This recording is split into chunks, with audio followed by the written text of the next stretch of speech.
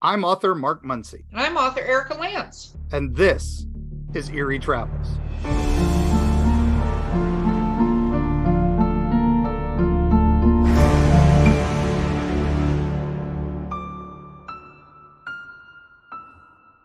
And we're here. We're here. Greetings, travelers. Greetings. I think I forgot to say that on one of them. So that's it's okay. I got some feedback on that. That wasn't fun. So I'm sorry, gang.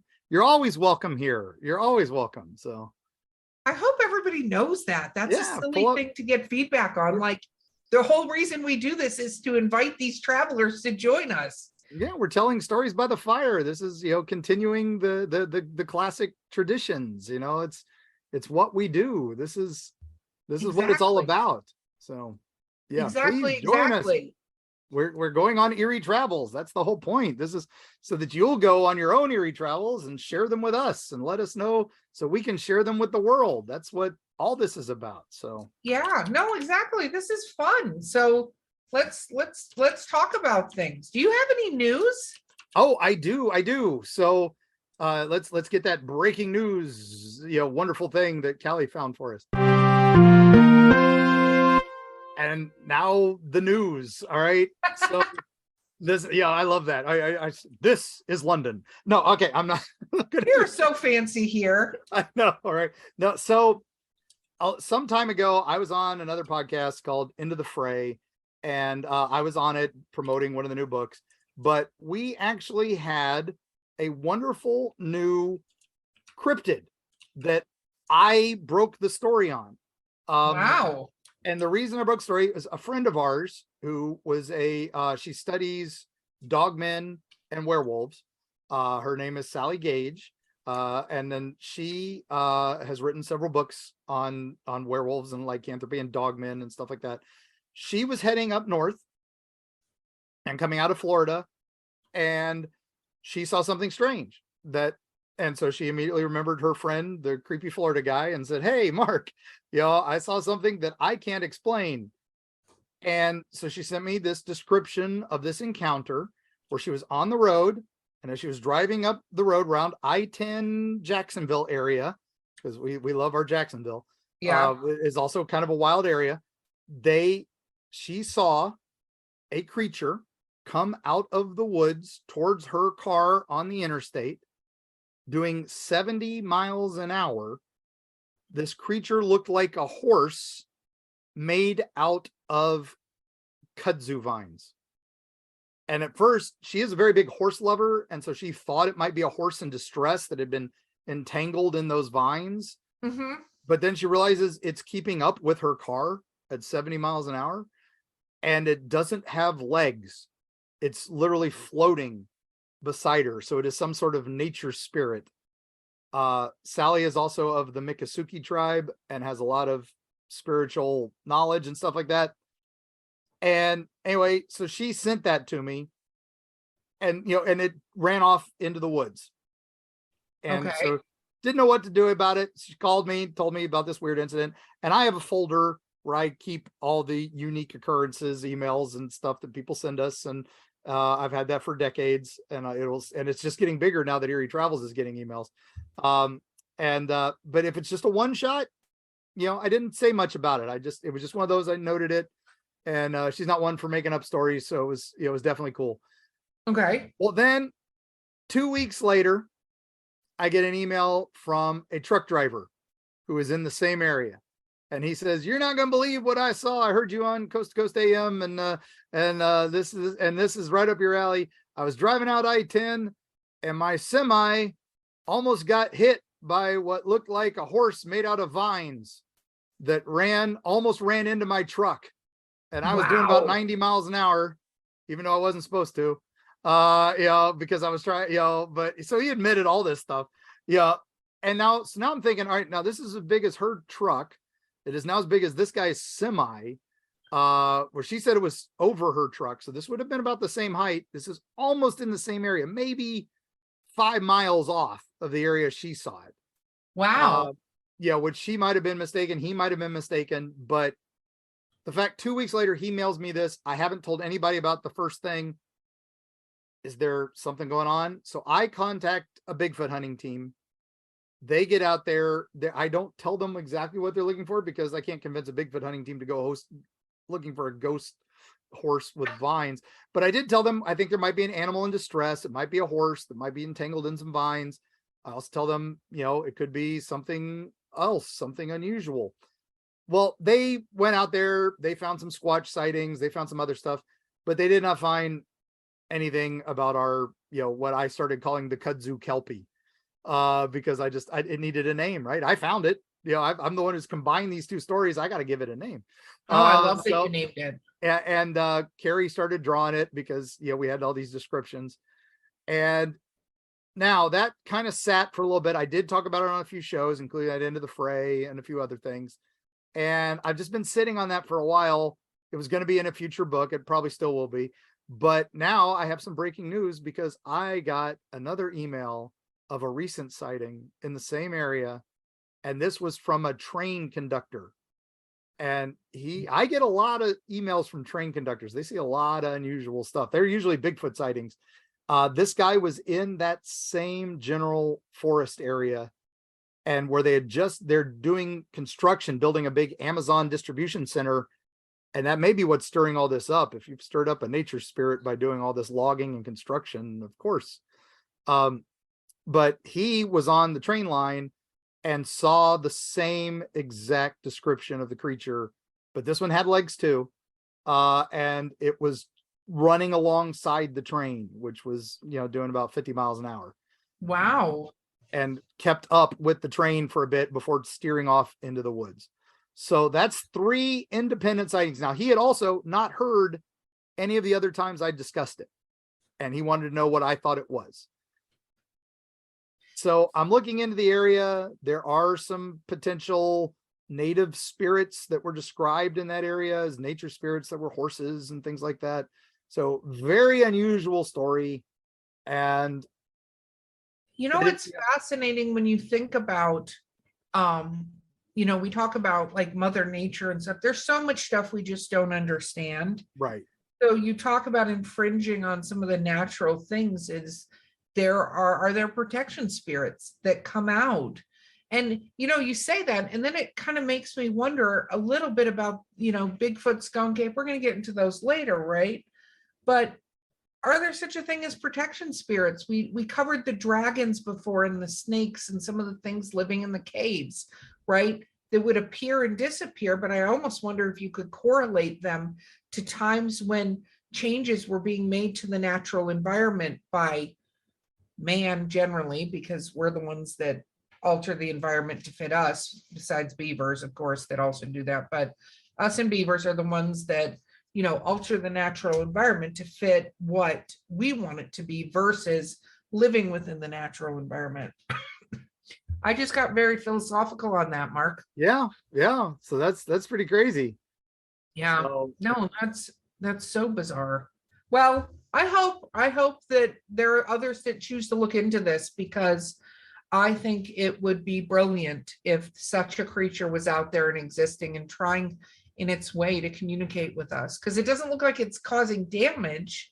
Like it doesn't appear to be trying to hurt anything, correct? Right. It does not, it just apparently is like chasing you away. You're too close. Like it's defending a nest area or something like that. That's what I was kind of picturing. So interesting. Okay. Yeah. So what the hell are we supposed to be talking about this week? Because I was so thrilled by that. I've been digging into that for all week. So what are we supposed to talk about?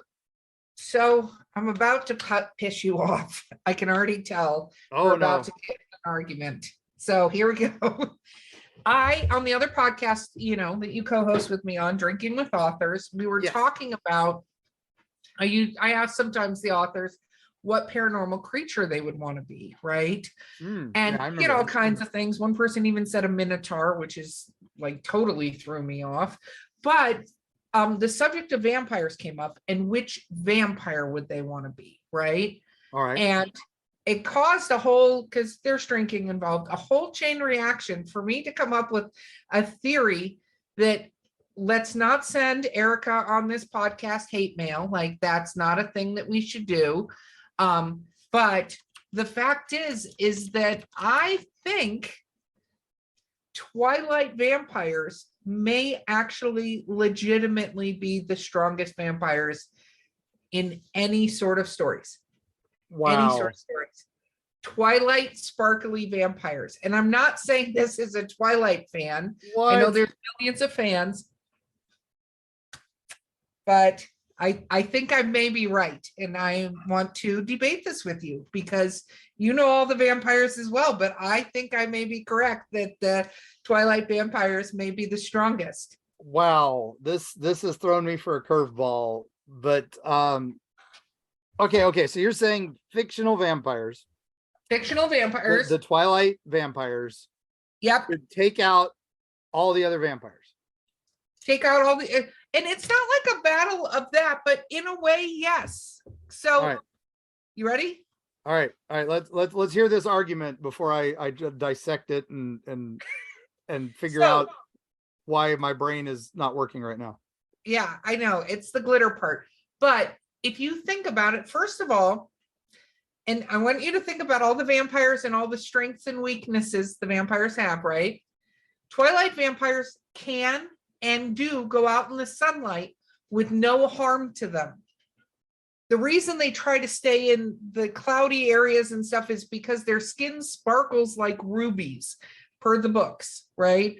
It's a little hazy in the movies, but the books say their skin sparkles like rubies, which gives them away for being what they are. But there's no problem with them walking in the sun. They don't get burned. They don't burn alive. There's no injury, right? Okay. So look at, first of all, how many vampires we eliminate just on that premise, right?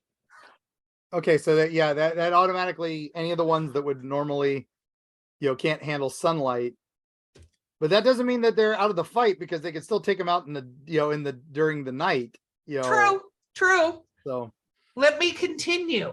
okay. They can cross over running water. They can swim. There's no problems there, right? So some pretty old school vampires we can eliminate because they can just cross over water no matter what time of day it is. Okay, that does weaken Dracula quite a bit. Does dramatic weakening of Dracula. So there's that. They're not allergic to garlic or anything like that. Where there's that takes me out. Yeah, I know you're out of, but they've already won against you. Yeah. They are not. They don't have an aversion to garlic, right? Okay, here's another big one. This is a huge one. Ready? They cannot be staked through the heart. Okay. I did not know that about them.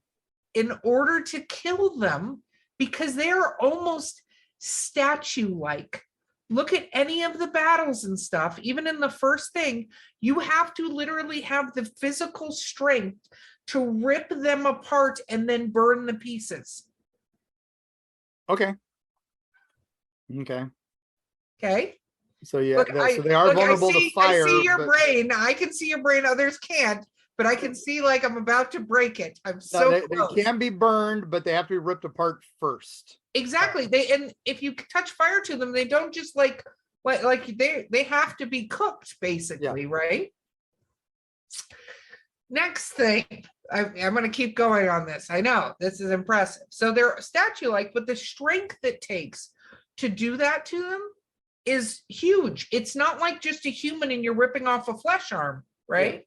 Yeah. Which is not an easy thing to do, is despite what it looks like in the movies. Exactly. They don't have to sleep. They don't go to ground. Daylight doesn't take them out. Right? Okay. They never have to sleep. They're never in a vulnerable position. So, all right.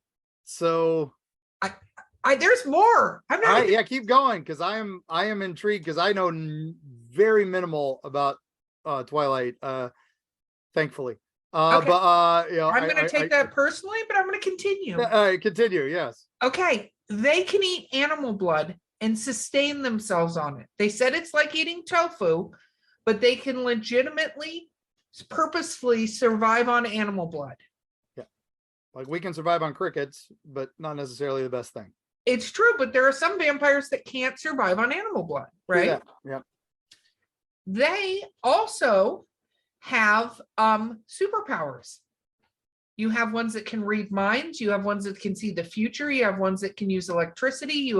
The ones that smoke that come out of their things that can kill people, that can create pain. Like, not every single one of them, but a ton of them legitimately have superpowers that are above and beyond what these things are.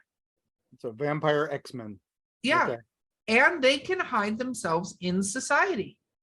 Well, yeah, a lot easier if you're not bursting into flame, but still ain't going out in the daylight because you'll dazzle them. I know, but that does not make them weak. It just makes them sparkly. Yeah. Like, makes them easy to spot with a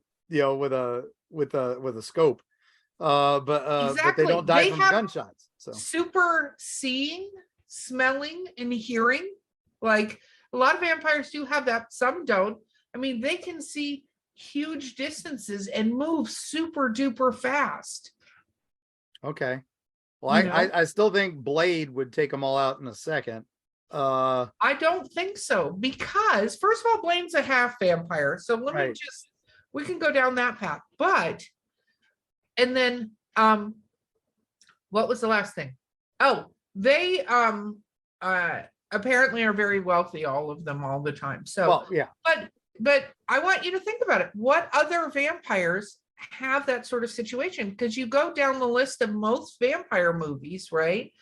Now, Blade is a superhero type vampire, and he has all this training, and he has the weapons and stuff like that, right? So he'd have the flamethrower, and he'd have the goggles or whatever that would spot him. But he is squishy. He's pretty impossible to kill too, because I mean, Wolverine cut him up, and he still came back and survived. I am discussing not comic books. I'm just saying, Blade's been in movies, so I would say, yeah. Okay, so you're throwing Blade out, and he's a superhero. Well, he would be that level. It would be that level, I guess. But there's one of him.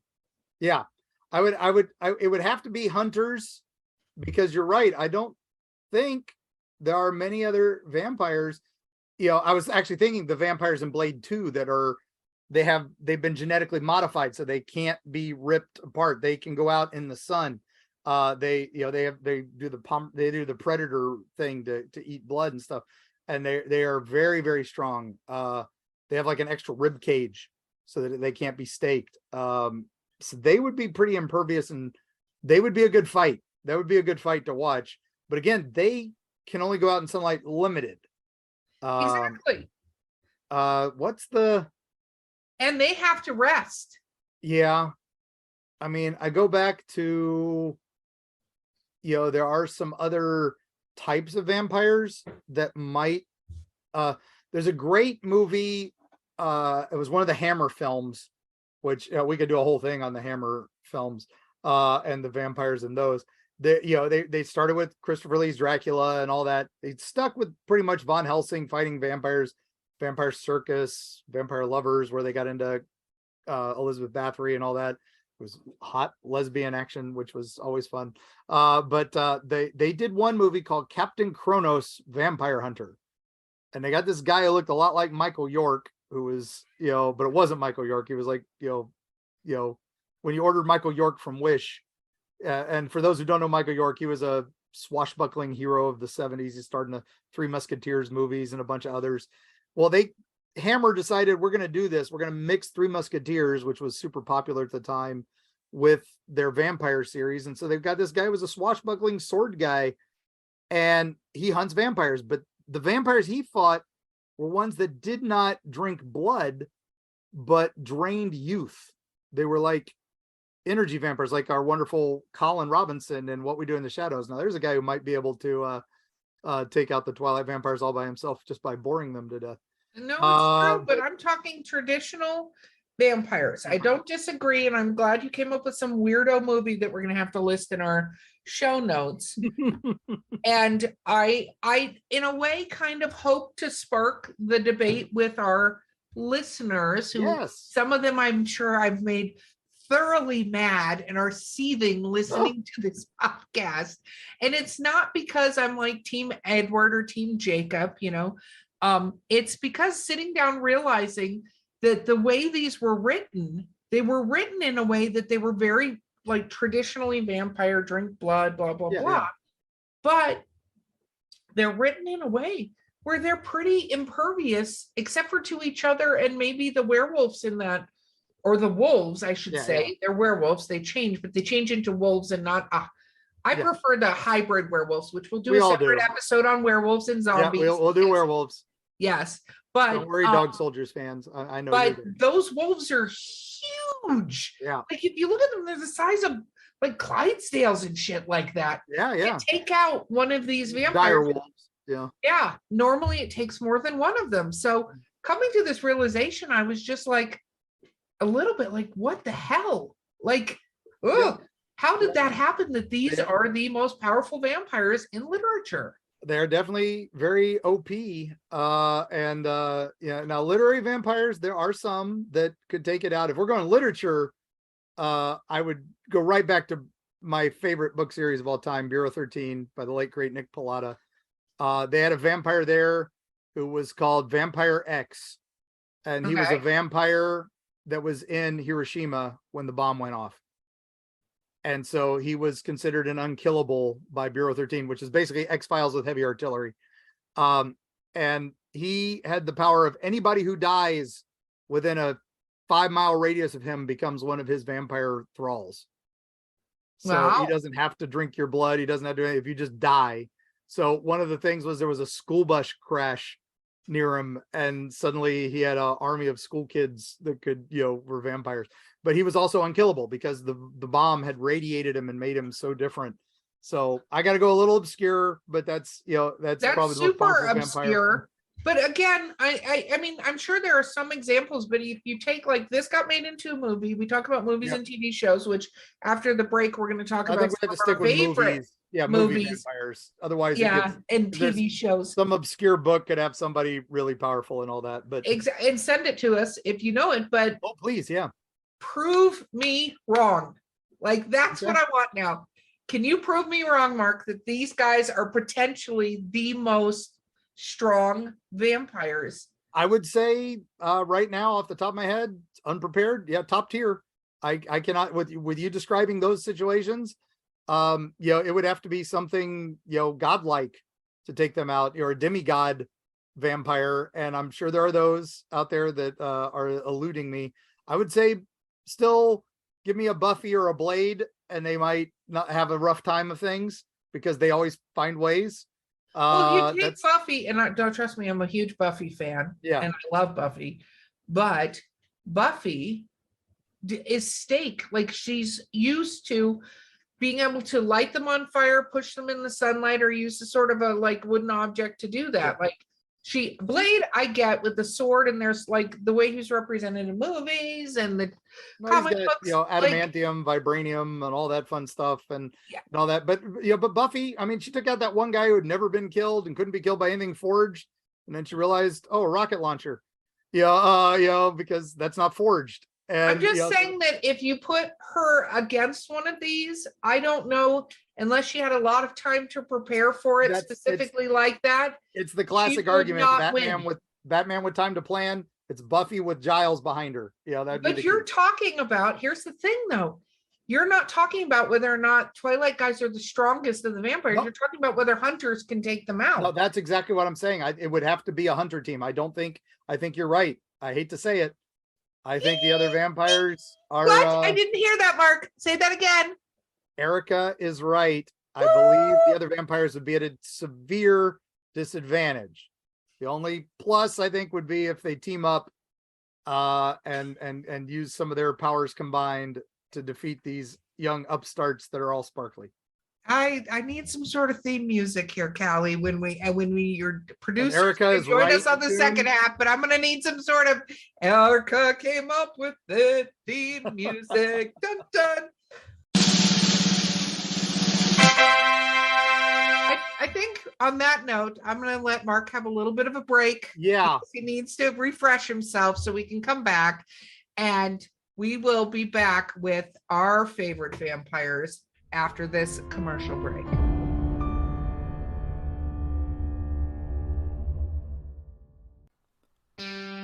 Eerie, Appalachia. Gear up for a frightful jaunt into the darkest reaches of the ancient Appalachians. Folks deep within the Appalachian hollers lean close to the campfire to share stories of the inexplicable with hushed awe. Monsters rumbling in the hills, strange lights darting through the pitch black night sky, horrible occurrences almost ineffable in their bizarre tragedy. Tall tales, you might say. Tell that to the Flatwoods monster in Braxton County, West Virginia, or the Goat Man of Louisville. Look into his humanoid eyes and let him know you don't believe. And what of those apparitions in Mammoth Cave's Corpse Rock, or the Satan spawn known as the Jersey Devil? How do you respond when confronted by these mysteries? From the metaphysical energy that swirls near Serpent Mound in Ohio to Point Pleasant's Mothman legacy, Mark Muncy and Carrie Schultz explore the dark history lurking in the shadows of Appalachia. Read by Mark Muncy, author and experts on strange folklore with appearances on shows such as Ancient Aliens, The Curse of Robert the Doll, and many, many more. Greetings, mortals and others. I'm Dick Terhune, the voice from hell. I work with haunted attractions all over the US, Canada, and Europe to increase audiences and enhance their experience with highly effective commercials, narrations, animatronic character voices, whatever your dark heart desires. Let me help you do more, scare more, profit more. Find out more at Voice from Hell on Facebook and at voicefromhell.com. We're back. We had to defibrillate Mark. I'm back. feeling a little better. It was I was on the ropes there, gang. It was pretty bad. I've been beat. Yeah, it was What rough. I think is the best is I'm not in Florida right now, so you Yes. can't like come over and Yep. create No, a I problem. can't but- do what I need to do. Oh my gosh. Yeah, this would have been yeah, so wow. So let's Okay, talk- I have to bleach my eyes and ears, and we have to talk about vampire movies that are worth people's times. So That's true, because I was not necessarily saying the movies were the best. So they are what they are. They are a time Yeah. capsule of an era. Same with the books. There is a reason they sold a lot. yeah, But- and I have my own love-hate relationship with Twilight, as anyone who's in my life will tell you. I survived the first two with the aid of riff tracks. So my Mystery Science Theater version. So Well, me and one of my very best friends have a ritual that when we hang out, because we live in different states, we'll sit, eat good food, talk about what's going on in our lives, and play movies 1, 3, 4, and 5 in the background. We skip 2 for many, many reasons. But let's not talk about Twilight anymore, because I need Okay. you to survive this episode, Mark. yeah, please. This is So- a burden. Instead, let's talk about what our top 5 favorite vampire movies are. Okay. Yeah, I can definitely Let's do that. start at number 5. And because I was so brutal in the first half, I will let you go first. Really? Oh, you're Yes. so kind. You're so kind. So I want to, I would say, as much as I mentioned that one, the Captain Kronos Vampire Hunter, it is probably one of my top 5 go-to fun movies for vampires, because he's a swordsman. He's got this hunchback, Giles type, Von Helsing, that is he's the guy in the chair basically, but he's the guy in the stagecoach. He rides the stagecoach. Okay. And they travel the countryside hunting vampires, and they have all these crazy unique ways of catching vampires. Like they bury dead frogs in jars, and if a vampire walks across it, they go back up, they dig up the jar, and the frog's alive. So it's that way they can track them. It's really crazy lore they're throwing in. It's very obscure British lore and Germanic lore and all that. And they rescue this one Romani girl who is done by the great Caroline Munro, who is a goddess in her own right. And she's still doing the tours on convention circuits. So she's gonna be at Mad Monster, I believe. So I'm excited to possibly meet her finally. Very cool. But she is there, and she's talking to the hunchback guy and going, what are you doing? And she's like, I thought they only came out in the day. I thought you could only stake them through the heart. And he's like, my dear, there are more types of vampires in this world than there are types of flowers.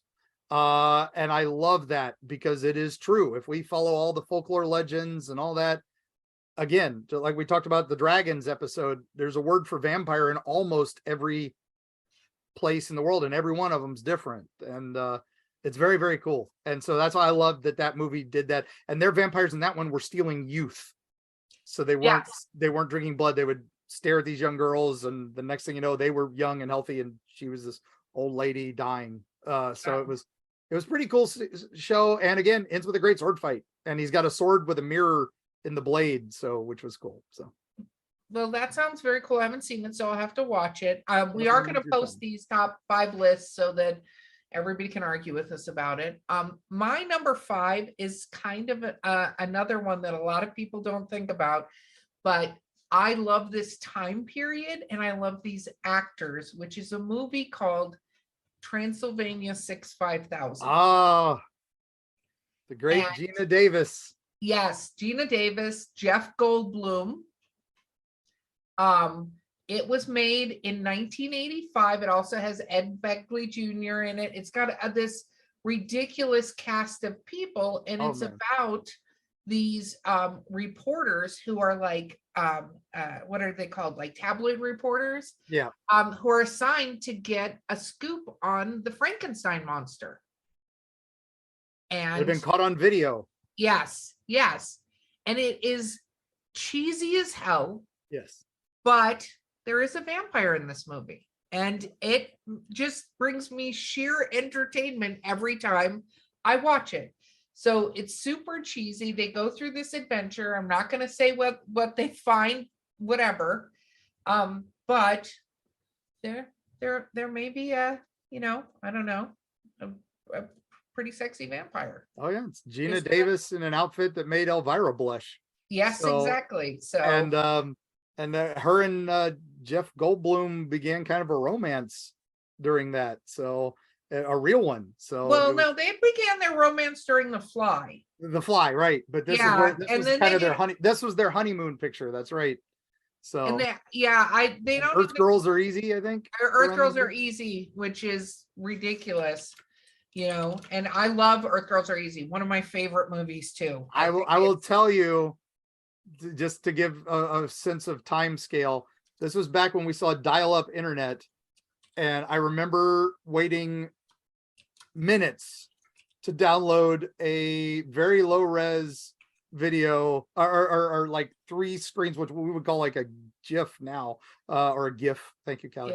Yeah, but they of that bit where she opens her cape to bite at him. And that was, oh man, that was, I waited for that, and I gladly waited for that.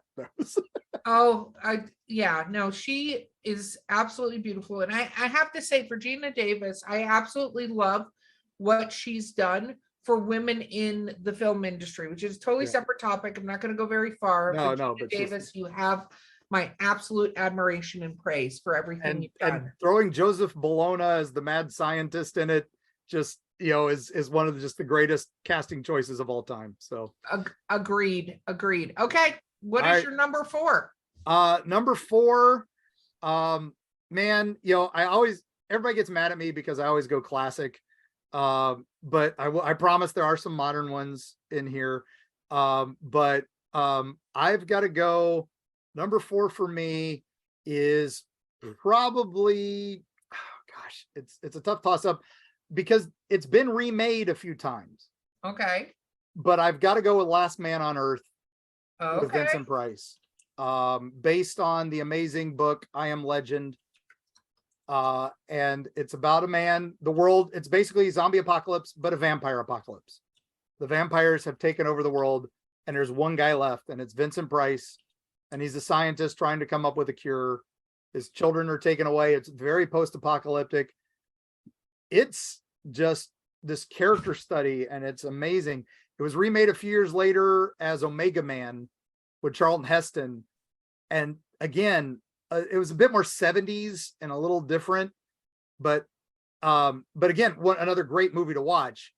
And then of course it was remade recently with I Am Legend, which is not worth Will Smith. Yeah, don't even bother that one.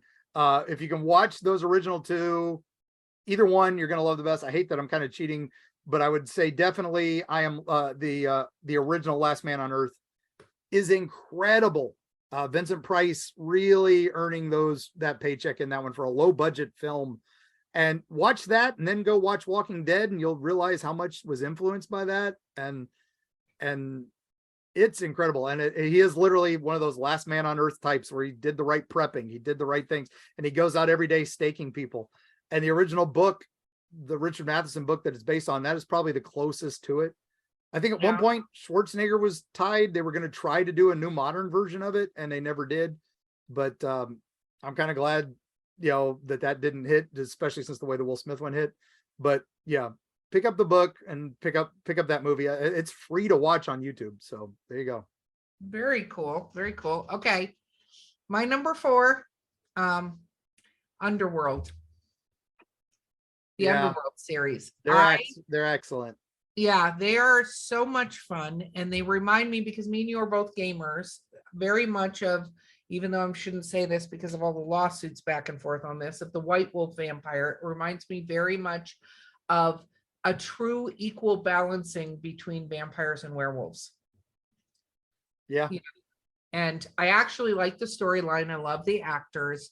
And they're pretty badass, coming up with things like ultraviolet bullets and liquid silver bullets and all this kind of like modernizing the weaponry that they use and things like that. So I think the Underworld series is I'm going to say the series, but the first one to me is a lot of fun, and the love story that kind of gets entwined with it. I thought they did a very good job with that, because it wasn't like, oh my gosh, I fell head over heels, blah, blah, blah. Like, that's not how that works. So I think that one happens to be a pretty fun one.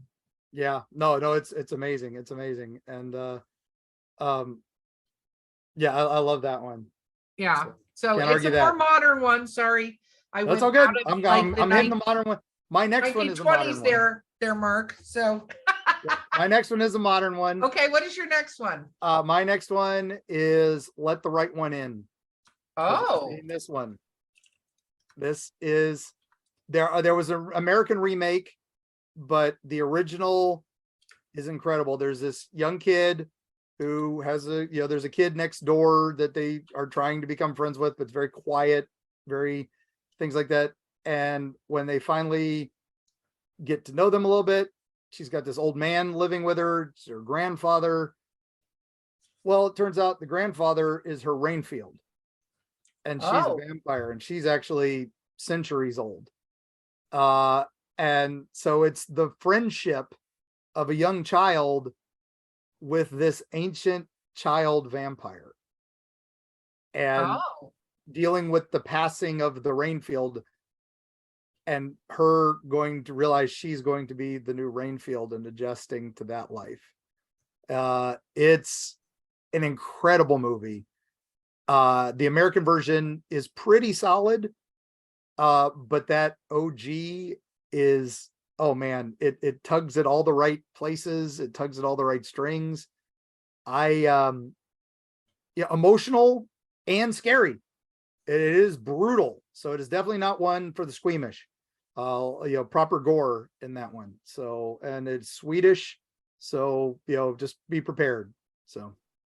Very cool. Mine is going to go completely in opposite direction. Not surprising. Okay, we're going to go back in time again. A few of mine go back in time to this time period. It's a 1985 movie again. It stars Jim Carrey and Lauren Hutton. It is called Cleavon Little. One Spittin'. Yes. And it is about a vampire in Hollywood, California, who's her name is the Countess, played by Lauren Hutton, and she has to drink the blood of a virgin. Yep. And Jim Carrey happens to be that virgin, and it's a very 80s movie, and he's got a girlfriend, and he's a nerd, and it's just like one of my favorite characters is Lauren Hutton's sort of right-hand person, whose name is Sebastian. Cleavon Little from Blazing Saddles. Oh my God, I love him. But it is such a fun movie because it brings all these vampires and sort of the vampire cliches, but it's very much an 80s movie too. Like, has the music, has the fun, and she's trying to lure him in. She has to bite him 3 times in order for this the classic. take. Yeah. Or she ages. So that's how she stays young, is by drinking the blood of a virgin. And it is not one of those movies that you have to worry about a lot of gore in. Yep. I would not say it's a horror movie, but it doesn't have great ratings on IMDb, but I am a huge fan of some of these cheesy. And again, it was cutesy. one of those 80s ones you rented all the time. It didn't have boobs, but it had a lot of cleavage, so we were good with that. So, and Lauren Hutton, man, she was beautiful in that. And the young girl, she was in a few other movies, and she was pretty cute at the time. There was it was definitely a lot of fun. She had all these young other... Jim Carrey, before he was anybody. So Jim Carrey, he was also in Earth Girls Are Easy, so I'm just going to do a call back to that. And he was brilliant in Earth Girls Are Easy too. Yeah, with Damon Wayans, and just so much fun. So Once Bitten is my number 3. What is your number 2, Mark? Now it gets tricky because I love my goofy vampires. I love comedy vampires like Once Bitten. I do love, What We Do in the Shadows. I think that is probably one of the best. But it's a fun go-to, but it's not one I watch over and over again. But with the silly vampires, I've got to go with another one where it was 3 bites and all that, and it was called Love at First Bite. And it is probably my favorite Dracula. The big joke being that it was played by George Hamilton, who was the tannest man alive, playing Dracula, usually the palest man alive. He does full-on Bela Lugosi tributes. He does full-on, they tribute everything in this. And again, it's him in the 80s trying to survive. And it's actually a very faithful adaptation of him coming to the another world. He travels by plane. He's trying to figure things out, and he's out of date. And but he's fallen in love with a model that he's fell in love with in a magazine, and decided to travel to New York to recruit her and become his bride. And she's dating a descendant of Von Helsing. Of course. Which is played by the great Richard Benjamin, who is now a psychiatrist. And it's incredible. And he's trying to figure out how to kill him all these different ways. And, he keeps, would you like some garlic? And all this, as he keeps confronting him, as he's trying to defend his own sanity. And the best thing is, at one point, he does this great scene where he's like, the second way to kill a vampire, count 3 silver bullets through the heart. Bam, bam, bam. And in front of everybody in this fancy restaurant and all this, and people are panicking, and she passes out, and Dracula, great George Hamilton leans over and goes, "No, Dr. Rosenberg, that is a werewolf." And as he's being, and he goes like, "Really? Oh, I didn't know that." And then he gets arrested, and he's like, "No, it's okay. See, he's fine. That was for a werewolf. Sorry, everybody." Oh my goodness. Oh my goodness. Great movie. And the great Artie Johnson as Rainfield. You got to have a good Rainfield. So you absolutely do. You absolutely do in order to make that. Okay. You ready for my number 2? Yes. Okay. I'm doing it again. We're staying in this time period. All right. But this one is actually a horror movie. Lost Boys. Oh, yeah. That is a classic. Yes. Lost Boys. I love Lost Boys. It is definitely, it's got the Coreys in it. It's got, Patrick, oh my goodness, his name's escaping me right now. Of course it is, because I'm, talking. And Kiefer Sutherland. Yeah. It's got Jason Patrick. It's got Jamie Gertz. It has Alex Winter. Yeah, it has so many people in it. And Tim Capello on the saxophone, shirtless, because why not? Yeah, no, that's what you do. That's what you do. But I love it because, you got to go with the ending line. The only problem with, what is it? Santa Clara?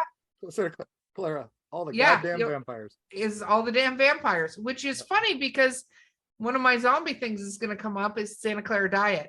Oh. So I think it's a movie I will watch over and over and over again.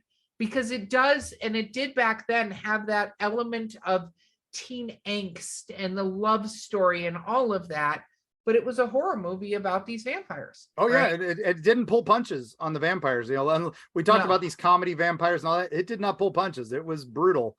And and the little kid in the Civil War outfit, Yeah. all that. It was and then the twist. I'm not going to give that away. Don't give the twist away. 50 years old almost. No, not quite that old, but it is an older movie, but it is still amazing. Yeah, I highly agree. That is definitely up there for one of my favorites. I would put it up with From Dusk Till Dawn on my list for just fun vampire movie that, just turn your brain off and enjoy. But I always thought the cool thing was, they kept implying that the grandpa was a vampire. Yeah. He slept all day and he did all this, and I still think he was. No, it is entirely possible the way they did that, right? Yep. And the Frog Brothers, you can't beat the Frog Brothers, some of the best vampire hunters in history. So true. So, okay, what's your number one? Okay, everybody's going to think Bella. Everybody's going to think Nosferatu. Everybody's going to think all these classics from me. My favorite vampire movie of all time. Sadly, those guys didn't make the cut. They're in the top 10, obviously, but they didn't make the cut. The Hammer films. I did my Captain Kronos. I do love Vampire Lovers. I do love Vampire Circus, and all the Draculas with Christopher Lee are amazing. But my favorite of all time has got to be the original Fright Night. Oh, with the amazing cast, the amazing story, 80s gold, the horror host by Roddy McDowall, playing a Hammer horror hero, basically, who hosts horror movies in a town. And then the little kid, Charlie Brewster, played by William Ragsdale, next door neighbor in the creepy house next to him, moves in and starts killing prostitutes, and it's a vampire. And he goes to his only friend who watches all the real scary horror movies and might know how to fight him, whose friend is famous Evil Ed, which was very identifiable to us kids in the 80s who knew monsters and stuff like that. So, and then here's this charming vampire, and it's played by Jack Skellington himself. Chris Sarandon, and it's incredible. There's a great soundtrack. Atmosphere is incredible. They follow a lot of the myths, the legends, the lore, and some of the props were made. They had went over budget because Ragsdale hurt himself on one of the early scenes. So there's a lot of scenes where they kind of see him and Roddy McDowall kind of just go off scene. They're actually falling off scene because he was propped up, so they could just fall off scene. But it's incredible. And if you haven't had a chance to watch it, watch that original one. The second one is great too. It was a direct-to-video sequel. And then they did a remake with David Tennant recently doing the Roddy McDowall role. And it wasn't bad either, but that OG is incredible. And I will watch it every day to my dying day and be happy. So I love that, actually. I love that. That didn't, it is one of my favorites. It is not my favorite. Of course, I love watching Interview with the Vampire. I have my love-hate relationship with the Tom Cruise of that movie. Yep. There's a bunch of those like that I absolutely, Bram Stoker's Dracula. We can call out to Dusk Till Dawn. You brought that up before. Yep, that is definitely a top 10. Blood-sucking bastards. Like, there's a bunch that we could go. Blade, yeah. But yeah, I didn't even get into the Blades. I was thinking about them, but yeah. But my absolute favorite to watch over and over again, and I find new stuff in it every time, is What We Do in the Shadows. Yeah. I mean, I do love it. The way they did, anytime, and I'm a huge fan of The Office. I'm a huge fan of Parks and Rec. So when they're doing these sort of mockumentary type series, and they just do it so incredibly well. And the cast, one of your favorite people, which is Jermaine Clement. Man, yes. These Vladislav. guys, are just so funny. The humor in this, and the whole thought that these guys could legitimately have a bunch of people following them around, and they're terrible vampires. They're actually not even good vampires at all. And not like they're evil. They're just not great at doing it. But the werewolf element that they add, we're not talking about that very much because we have different werewolf shows, but I can watch that movie over and over and over and see something new every time I watch it. It's got one of the sweetest love stories in a vampire movie. It's got the whole rankings of vampires and all that. It gives and gives and gives, and that's why I so love that they got the TV show and they were able to expand the world of it. And TV is a whole nother genre here, and I think our producer has a chime in here. So. Oh no, we're going to talk about TV. So that's what I was going to lead me to, what we do in the Shadows TV show, because it's my number one favorite movie. We're going to post these movies so you can argue with us and give us your top 5 and stuff like that, and how we're horrible judges of movies. But the what we do in the Shadows TV show, which is not the same as the movie, it's different vampires. Same universe. Yeah, is so hysterical. Just so well written that I always love things that make you laugh, they make you cry. But one of the things I love the most is when you feel awkward. Like for people, like when you have those different kind of emotions, kind of when you're watching a TV show, but without being cringy. Yeah, exactly. But when you're able to look at the TV show and you feel awkward for the people, and you're like, because they write it so well that you go, oh, they're going to do X and do Y, and you're like, these people are just terrible. They're horrible at this, and you wonder how the hell they survive for any period of time. They have the other spinoff, which is Wellington Paranormal. And if you haven't watched that, you're missing out. That follows the cops from the original movie. And they're still in New Zealand, and they're still investigating paranormal crimes. So they've got ghosts, and they bump into Nick, the vampire, again. So it ties back in. So if you haven't watched that one, that's the one everybody kind of let slip because it was New Zealand television, and it's just now on HBO Max, but it's definitely very good too. So we'll have to check that out. But our producer has jumped in, so I'm assuming it's me. Yeah. You have a vampire you want to talk about? That you want to talk about? I have a few vampires I want to talk about. First off, I think it's always important to talk about Buffy and Angel, because those vampires in that show have such like a story lore to them. I don't know, it's just really interesting to me. Team Spike. Team Spike, same. Team Spike. We love Spike. Hard to argue. I love that he had such a great character arc. Probably one of the greatest character arcs in history of anything. He's his whole arc is absolutely is right up there with like couple Zuko. Stumbles. Couple stumbles, but he's like up there with Shakespeare type arcs. So, but I would put Zuko up there too, but that's a different episode, different day. It's just between him and Wesley. I think Wesley also has a great character arc too. But I would too if he didn't try to date a high schooler right when I met him. Right off the bat. But that's the worst. There's some problematic stuff with all that, but I love that it's a Lovecraft world where demons once ruled the world, and then they bred with lesser things, so that's why they're all hybrids. And that's very Lovecraftian, that the real demons and the real gods are these big epic things, and we don't ever want to see them. And that's the whole point, is the reason we have to learn the plural of apocalypse, thanks to Buffy. Yeah, absolutely. I also love on that show that she can't have a birthday party. Like I just rewatched this entire series again, like starting, and there are little things throughout that. And like the musical that they ended up doing, right? Yes. And this time with Feeling, you don't realize that Xander says that throughout every single season.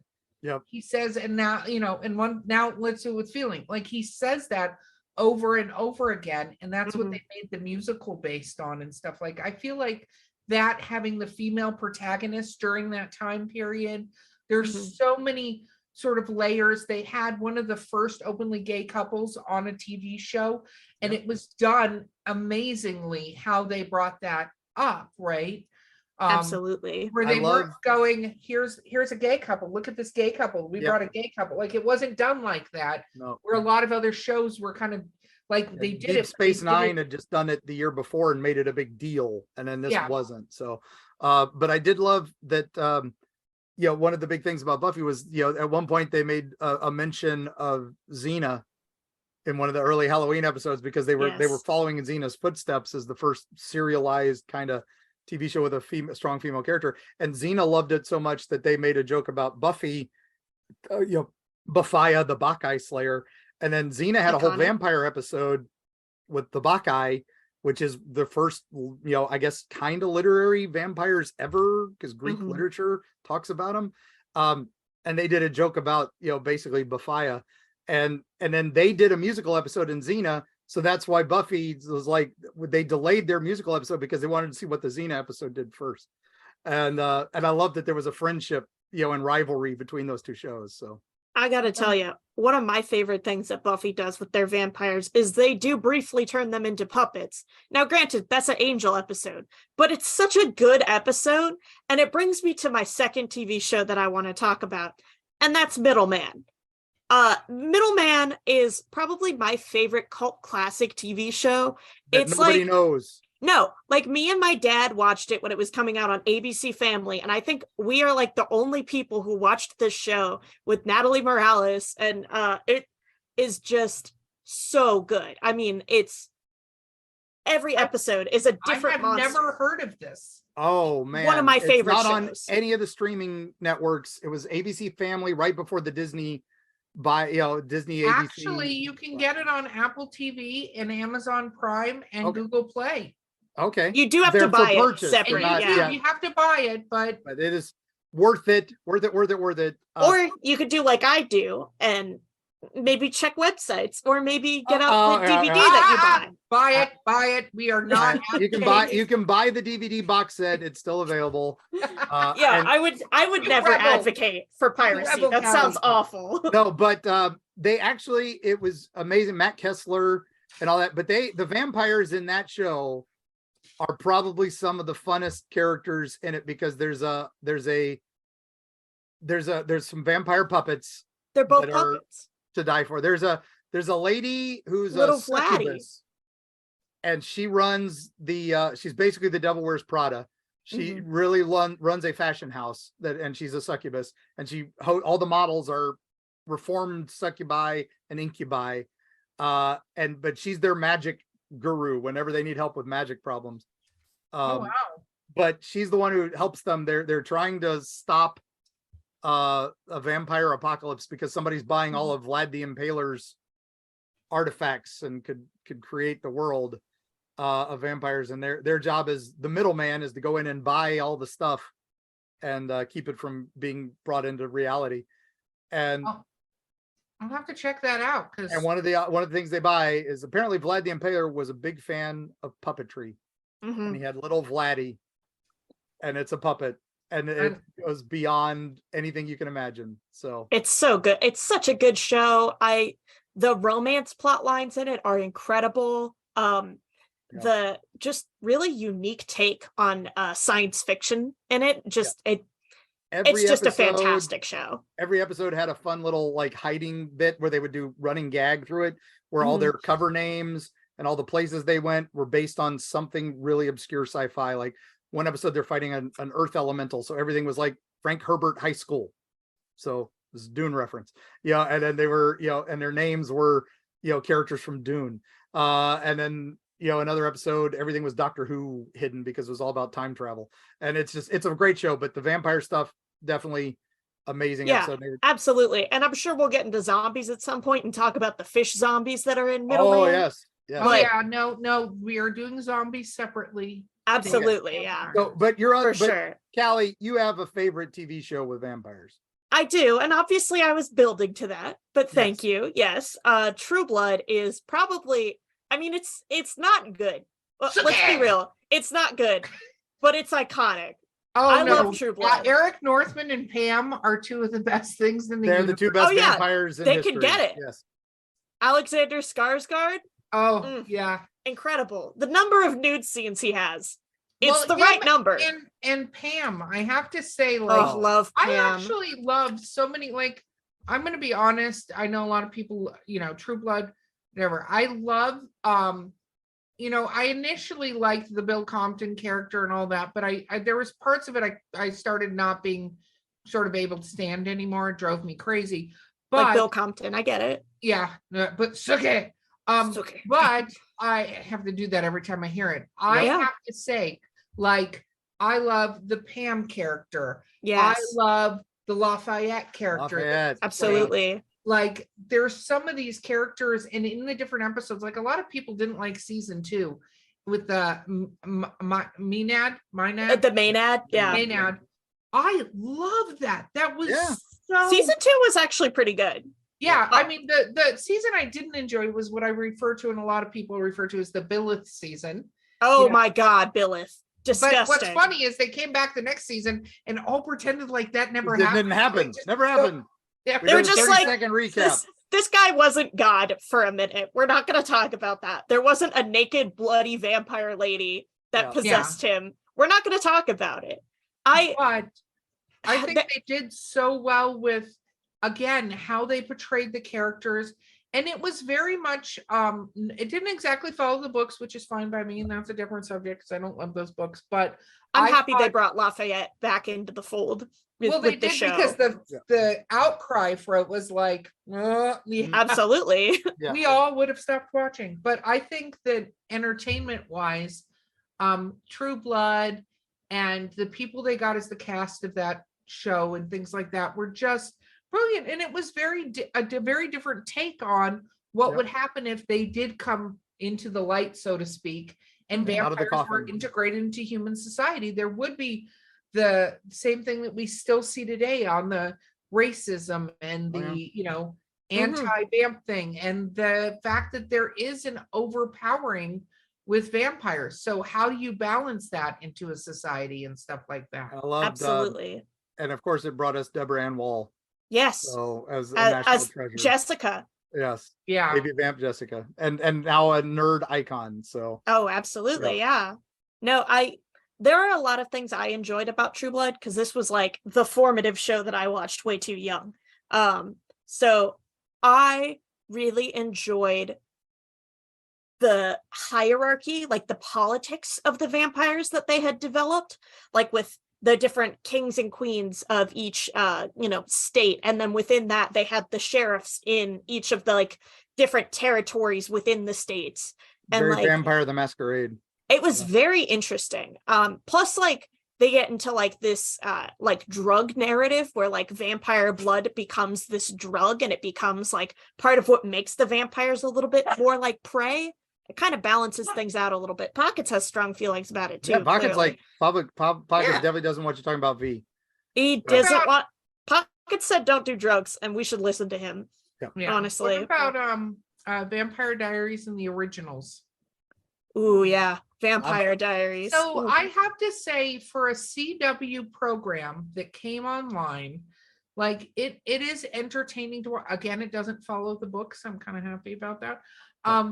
I think that Vampire Diaries was very interesting, and the story arcs they had with those characters, because there was a lot of the drama and a lot of teen angst, but they did take the characters from origination points and really did build sort of a different ending. So when you get to the end of that show series, some of them moved on to the originals, which was the series created. I love Klaus.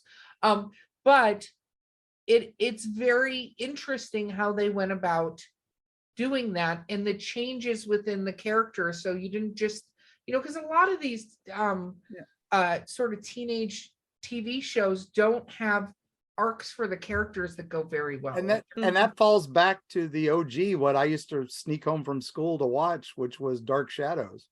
Which was I would race home because my grandmother would watch General Hospital and she couldn't see and she couldn't hear. So I would have to act out the episodes for her. I would watch them and then I would act out in her face the episode and get all the characters. But the secret was, the reason I did it was because they were showing reruns of Dark Shadows right after that. And my grandmother did not know that they were two different shows, because I would watch them both and then react the whole show for her, both shows. And so she suddenly, General Hospital had vampires and stuff like that in it, with the great classics. I will say the show that because that kind of tells you a little bit about who I was, and what made me who I am. But I will say we got to get you to act out this. Oh, that's how I became an actor and a storyteller. I got really good at doing the side glance, after you did the big reveal, and then you would do the turn, and it's the turn, and then you got to hold the pose. Yes, it'd be like, but I love you. And you do that, because you couldn't tell them, but so I got really good at that. But I will say the 70s, there was a show, because I was Mr. Nerd, a Mr. Sci-Fi show. There was Buck Rogers in the 24th and a half century, but 25th century. How are you bringing vampires into that? There was an episode where there was a space vampire, and it was literally Bram Stoker's Dracula in space. There's a ship, the Demeter, it crashes into the space station where the whole crew is dead, and there's this creepy ass vampire, and he drains Wilma, and Wilma becomes this succubus she becomes a bride of Dracula, and Buck has to snap her out of it. And it is probably one of the sexiest, but also one of the scariest things of television in the early 80s. And as a young me, that blew my mind, that it was such an epic adventure. So if you want to look up the Buck Rogers vampire episode, trust me, you'll see this creature. Okay, well, and it's great. I'm not going to disagree with you, but I'm going to say I think we got to start calling it, because you are going down some weird paths. Yes, Mark. weird rabbit holes. All right, like so how we're talking about vampire shows, and somehow you tie in Buck Rogers into this. We got to do a travel. So give me an extra minute. You guys hang with us just an extra couple minutes, and I'll run a little long on this one. But man, I was thrown for a loop on the Twilight vampires, kick all the other vampires, but. All right. Still winning. Dun, So there's a thing. Okay, we all know Abraham Lincoln, vampire hunter, right? It was the same guy who did Zombies versus Pride and Prejudice. He got this epic contract, so he kept churning out books. And this was his one, and it got made into a pretty decent movie. But there was a president who had a vampire, had a connection to a vampire, and it's actually Lincoln's vice president, Andrew Johnson, widely considered one of the worst presidents of all time, because he showed up at Lincoln's inauguration drunk as the vice president and was kicked out.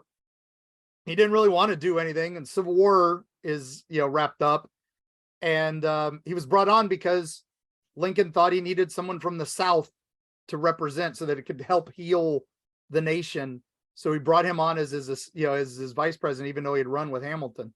And Johnson suddenly is now the president because Abraham Lincoln got shot, and he does not know what to do. And so in 1892, there's a newspaper article that comes out. It's crazy that President Andrew Johnson basically proclaimed that there was a vampire in prison in Ohio, and he is pardoning him of his crimes. Now, that is the article that came out in 1892. He said it happened in 1867, the article. But the real story is this weird thing. So it was written about a few times. Charles Fort of the Fortean Times, that would later be founded, he was a big fan of writing paranormal stuff in the 1930s. He did this thing, and he wrote a book called Wild Talents, and it lists that President Johnson pardoned a man in 1867 who drank the blood of two sailors and was freed because Andrew Johnson liked this vampire. Okay, so where the hell can one travel to see anything about this ridiculous? So he was sent to the National Asylum in Washington, D.C. He was a Portuguese sailor named James Brown, not that James Brown, but a Portuguese man named James Brown. And he was charged with being a vampire and living on human blood. There was a boat came into town, basically very much the Demeter, and they found a dead man, and he was drinking his blood. Next to him was another man. Now that became famous. It was in occult lore, all this. And then somebody actually investigated this in the early 2000s and said, is this real? But we found out he was actually a cook on a ship, got into a fight with another sailor and stabbed the man. And he was convicted of murder. And his death sentence was later commuted by President Johnson. No mention of vampires, no mention of multi-murders. Basically, it was an embellished story. It was a slow news day. So they did this. They basically kind of made it up, but Like you do, but then some people say that's the cover story, that he really was a vampire, and the reason Johnson freed him was because Johnson used him as a special agent to fight other vampires, and that actually became a book series called The President's Vampire. oh my gosh, seriously. Seriously, but like I said, there is no records of the original murders. His original case was he stabbed a guy. Do you drink blood? No. Do you do this? No. But that is the famous story. And you can visit the Washington Asylum, which is now a museum. And where he was originally held was the Ohio Asylum, the Ridges, which is a super haunted building, which is now part of the Ohio University. And you can go there near Athens, Ohio, and study that. But anyway, I had to bring a real historical vampire and give us a place to visit. Otherwise, we wouldn't be. Well, I'm going to give us a better place to visit. Okay.